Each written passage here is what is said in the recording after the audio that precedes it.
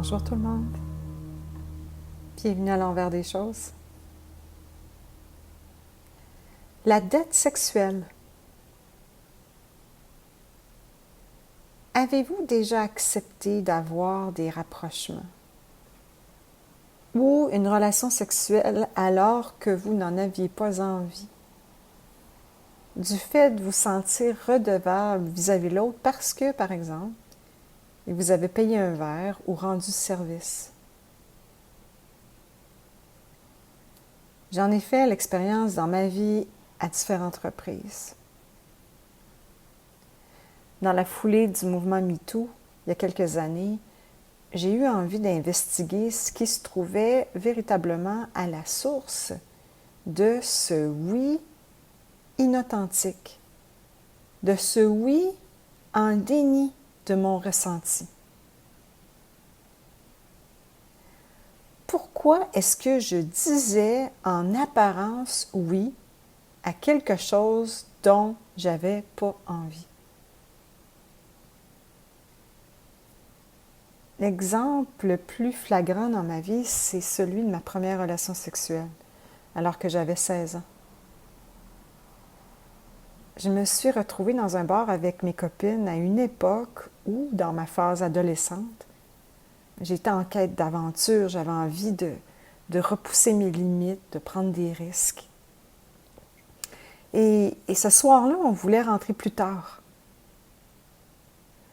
Donc, on n'est pas monté dans le dernier autobus qui quittait le centre-ville à minuit pile. Et donc, aux petites heures du matin, on s'est retrouvés sans transport pour rentrer à la maison. De fil en aiguille, alors que je flirtais avec le serveur, il nous a invités à aller boire un verre ailleurs. On l'a donc suivi dans sa voiture. Mon objectif, en acceptant l'invitation, c'était d'en arriver à lui demander de nous raccompagner chez nous à la fin de la soirée. Mais c'est pas ça qui s'est produit. Et on s'est éventuellement retrouvés chez lui. La dette sexuelle s'est créée en moi au moment où j'ai cru à cette voix dans ma tête qui me disait être redevable parce que j'avais flirté avec lui dans l'objectif qu'il nous raccompagne chez nous. Et donc, que j'avais été une agace.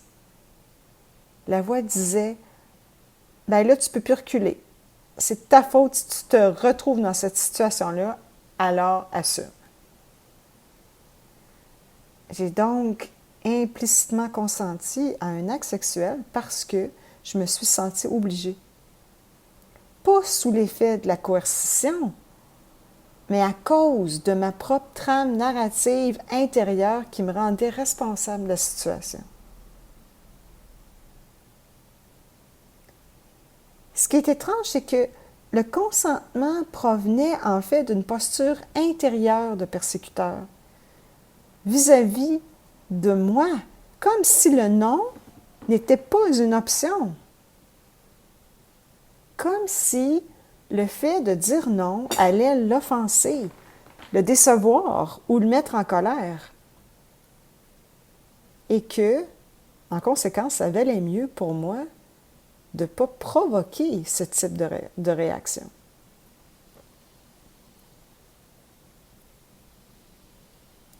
Mais après coup, j'ai constaté que je me victimisais moi-même en ne me donnant pas le droit au non.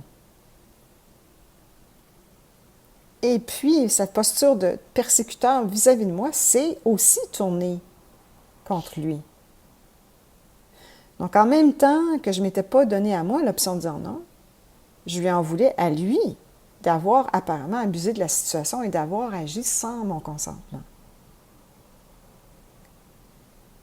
On s'est reparlé le lendemain.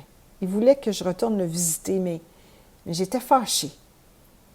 Mais étrangement, en même temps que j'étais fâchée, je continuais de prétendre avec lui que tout était OK. Je banalisais ce qui venait de se passer. Alors que dans mon fort intérieur, je vivais de la honte. À aucun moment, je lui ai dit que c'était ma première fois, puis que c'est pas comme ça que j'aurais voulu que ça se passe.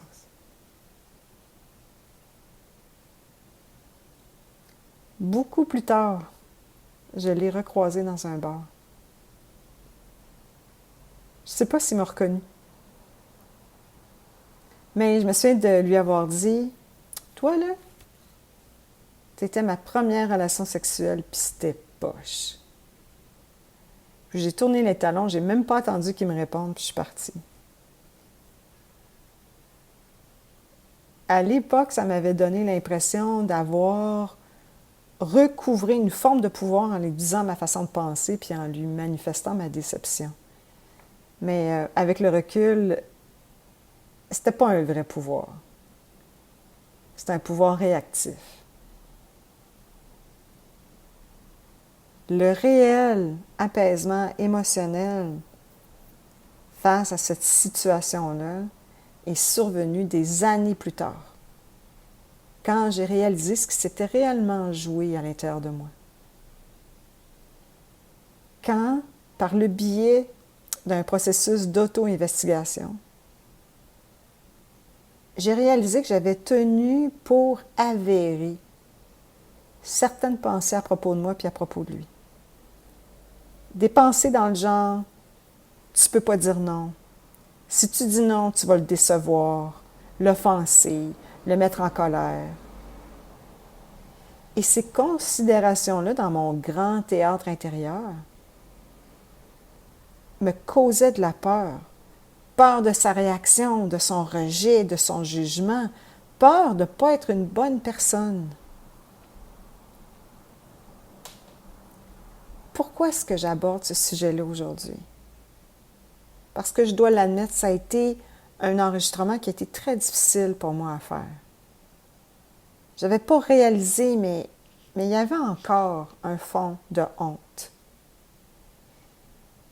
Et le fait de m'exposer publiquement a fait remonter cette honte-là. Mais c'est parfait parce que ça m'a permis de libérer à nouveau ce qui en restait. Alors pourquoi est-ce que j'aborde ce sujet-là? C'est pour nous aider à prendre conscience de ces postures intérieures de bourreaux-victimes qui nous tyrannisent, puis qui nous maintiennent dans une souffrance émotionnelle. Parce que tant que j'adhère à ce type de pensée-là, tant que j'y adhère, je me fais vivre de la peur, de la frustration, du ressentiment, de la honte, de la culpabilité. C'est en allant voir, par le biais de ma propre sagesse, si ces croyances-là étaient vraies pour moi, que j'ai pu y jeter la lumière, m'en affranchir et cesser d'activer les postures de bourreau-victime dans ma vie.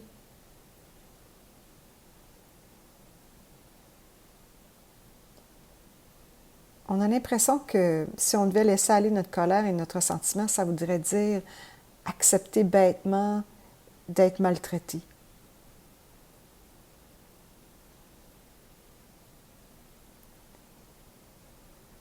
Dans mon expérience, c'est l'inverse qui se produit. Plus je remets mes vieilles croyances en question, plus je deviens libre intérieurement. Plus je m'affranchis de la peur, plus je deviens en mesure de m'exprimer calmement et clairement en lien avec ce qui est le plus vrai pour moi dans l'ici et maintenant.